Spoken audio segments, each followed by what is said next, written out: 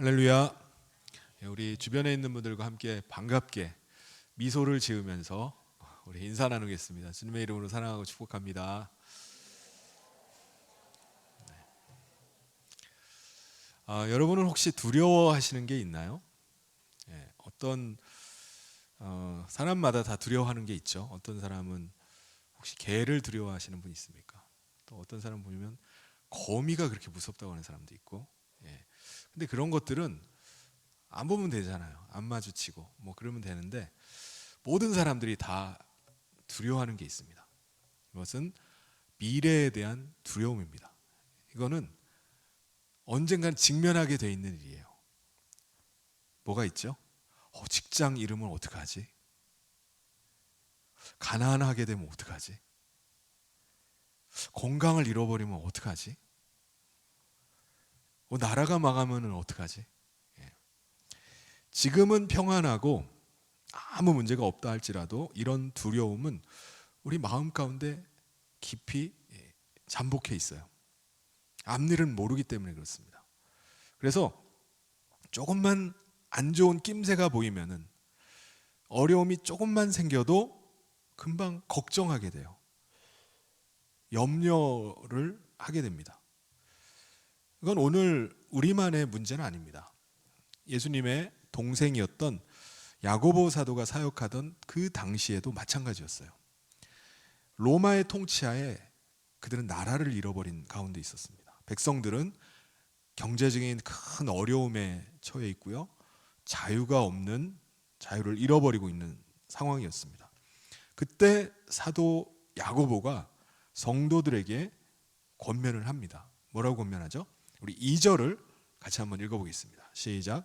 내 형제들아 너희가 여러 가지 시험을 당하거든 온전히 기쁘게 여기라. 우리가 두려워할 만한 그런 상황에 직면하게 됐을 때 우리는 어떻게 되죠? 시험에 빠져듭니다. 하나님이 왜 나한테 이런 시련을 주시지? 이제 우리 어떻게 살라는 거지? 하나님이 계신 거야? 날 버리신 거야? 왜 이러시는 거야? 라고 할 상황입니다. 그때 사도 야고보가 어떻게 하라고 권면하죠? 온전히 기쁘게 여기라는 거예요. 당장 앞이 안 보여요. 어떻게 해야 될지 몰라서 막 두려움이 몰려듭니다. 이거 어떻게 하지? 근데 그거를 기쁨으로 받아들이라는 거예요.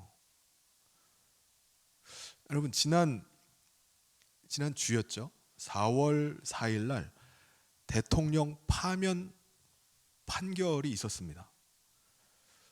이걸 보고 어떤 분은 드디어 나라에 평안이 오겠구나 라고 생각하는 분도 계실 거고, 한편으로는 완전히 끝났구나 절망에 빠진 분도 계실 겁니다. 그렇죠? 절망에 빠진 사람은 왜 절망에 빠질까요?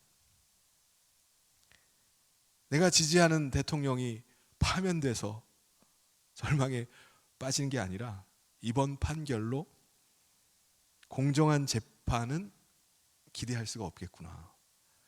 앞으로 공정한 선거는 더 이상 기대할 수가 없게 되었다라고 생각하기 때문입니다. 한마디로 미래가 없어 보이는 거예요. 더 이상 미래가 없구나.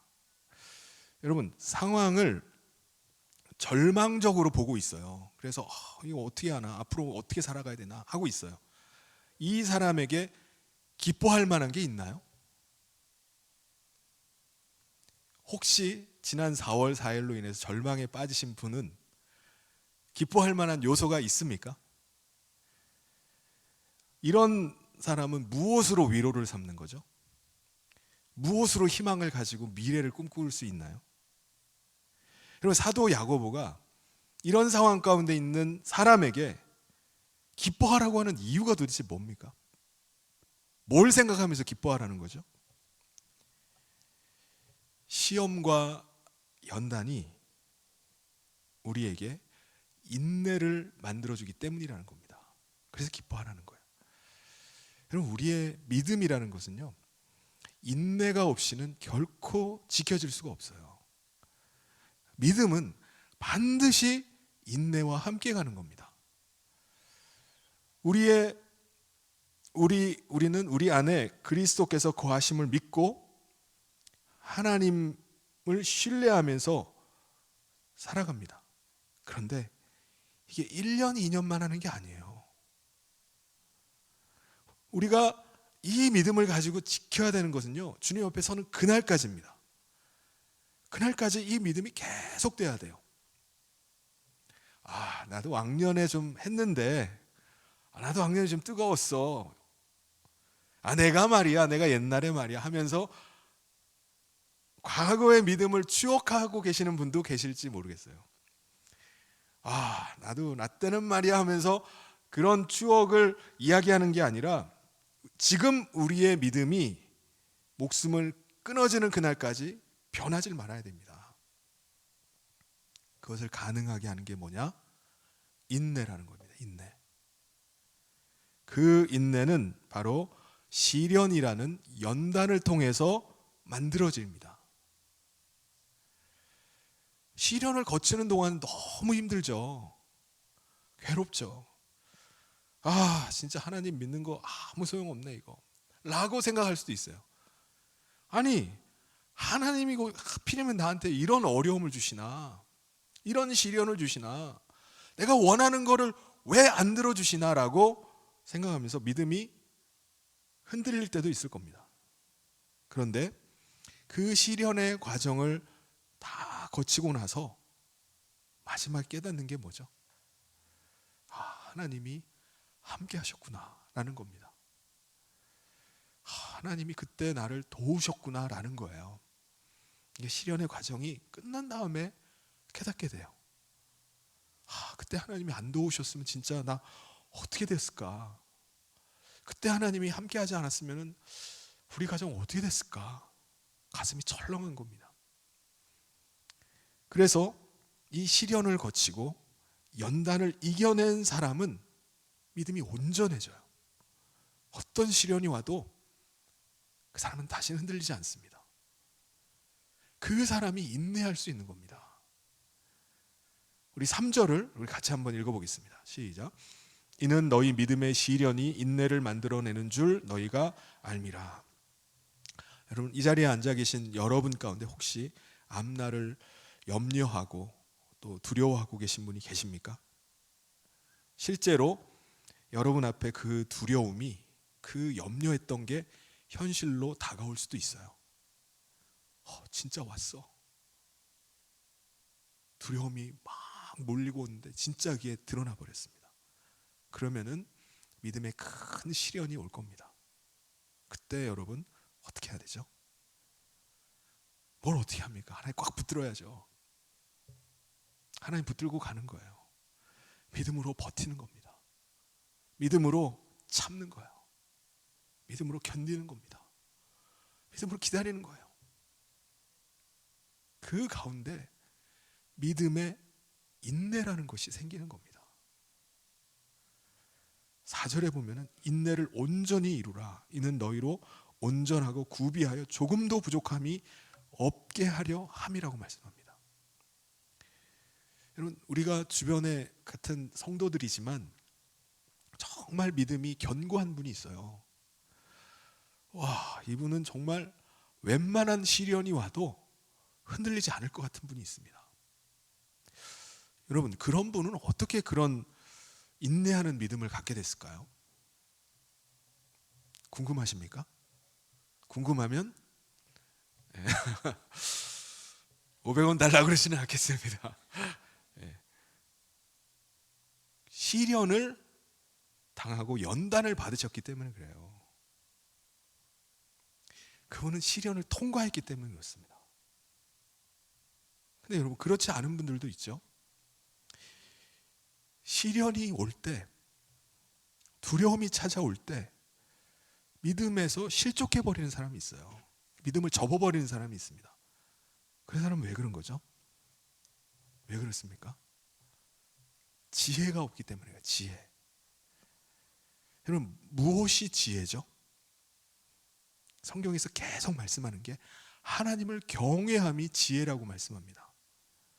여러분, 두려움이 우리를 압도해와요.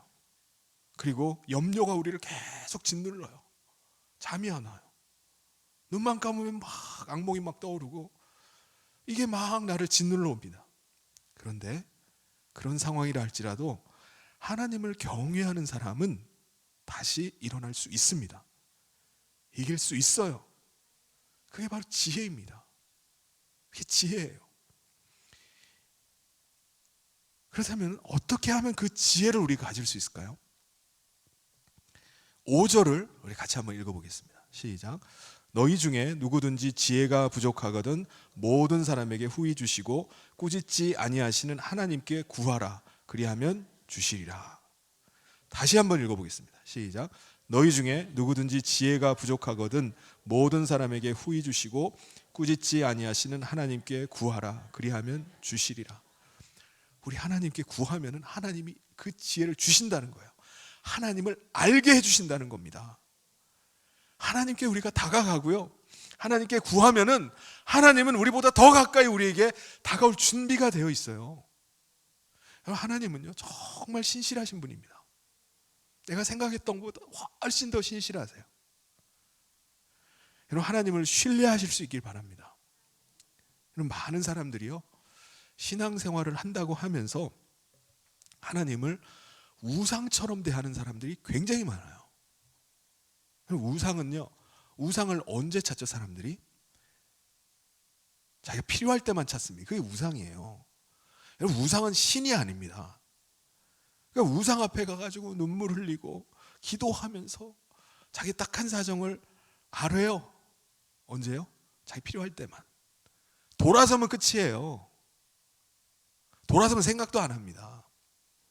그냥 내가 누군가에 하소연을 하고 싶은 거예요.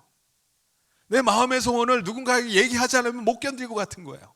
두려움이 막 몰려오니까 그 우상 앞에 가서 아뢰는 겁니다. 그런데 여러분, 하나님을 그렇게 대해서는 안 돼요. 하나님은 우리 안에 거하시는 분입니다. 우리의 기도를 듣고 계신 분이에요. 하나님 우리를 친구처럼 친밀하게 대하기를 원하세요. 필요할 때만 쪼르륵 와가지고 우상처럼 와가지고 막 하소연하다가 하나님 뭘 얘기하려면 언제 사라지는 거 없어. 자기 필요도 다 얘기했기 때문에.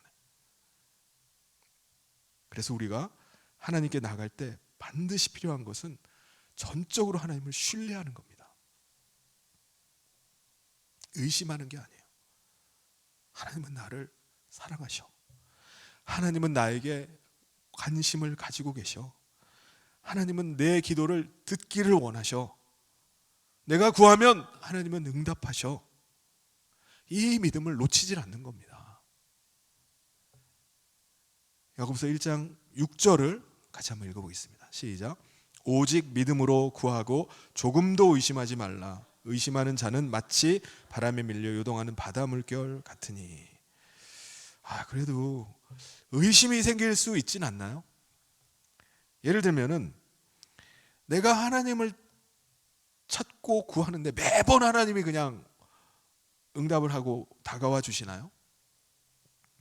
내가 하나님께 원하는 걸 얘기한다고 해서 하나님이 매번 다 내가 원하는 데 다 들어주시나요? 아니잖아요. 그러니까 어떻게 하나님을 믿을 수 있나요? 라고 생각할 수도 있어요. 근데 아닙니다. 여러분, 하나님을 전적으로 신뢰를 해야 돼요. 전적으로. 하나님은 신실하신 분이셔. 하나님은 신실하셔. 우리가 하나님을 신뢰한다면 하나님도 우리 가운데 신실함으로 응답하십니다. 이 사실을 여러분 꼭 기억해야 돼요. 하나님은 정말 신실하셔. 하나님 신실하신 분이야. 나보다도 훨씬 더 신실하신 분이야. 그런데 우리가 하나님을 신뢰하지 못하면 어떻게 될까요? 7절 8절 우리 같이 한번 읽겠습니다. 시작. 이런 사람은 무엇인지 주께 얻기를 생각하지 말라. 두 마음을 품어 모든 일에 정함이 없는 자로다. 마음이 왔다 갔다 하는 사람이에요. 그런 사람은 주께 얻을 생각을 아예 하지 말라는 거예요. 미래에 대한 두려움, 염려 가운데 살아가는 우리들 앞에 하나님께서 주시는 믿음의 확신, 그거는 뭐죠? 오늘 우리가 그리스도의 대속의 은혜로 하나님 안에 거하게 됐다는 사실입니다. 우리는 하나님께 속한 존재가 됐어요. 우리는 하나님 나라에 이미 들어간 존재가 됐습니다. 우리는 그 나라 백성으로 살게 되었어요. 이게 우리의 믿음입니다. 그러므로 우리가 이 땅에 사는 동안에 어떤 형편과 어떤 상황에 처한다 할지라도 이것은 영원한 것이 아니다. 잠시 지나가는 것이다. 지나가는 일이다. 라고 받아들여야 됩니다. 제가 철원에서 과거에 군복무를 했었습니다. 철원이 겨울이 얼마나 추운지, 제가 보초 근무를 이제 나가면은 좀 일찍 일어나야 돼요. 특히 이제 겨울에 일찍 일어나야 되는데, 왜냐하면 옷을 껴입어야 되기 때문에. 옷을 몇 벌을 껴입는지 몰라요. 얼마나 껴입는지 누가 넘어뜨리면 못 일어날 정도로 껴입어요. 그냥 빡 껴입어가지고 이러고 보초를 서로 가는 거예요. 참호에 서면요, 보초를 서는데 새벽에 일어나가지고 선다 그러면은 그 추운 와중에 또 잠이 와요. 또 얼마나 막 잠이 쏟아지는지 추위와 싸워야 되고요, 잠과 또 싸워야 돼요. 그리고 이제 막 미칠 것 같은 거예요. 괴로움이 막 밀려와요. 근데 이거 언제까지 이러고 있어야 되지? 막 괴로워요. 막. 근데 이걸 어떻게 이겨낼 수 있나요? 이길 수 있는 이유가 뭐죠? 지금도 국방부 시계는 돌아가고 있다라고 생각하면 이길 수 있습니다. 어떻게든지 시간은 간다. 언젠가는 나는 제대한다.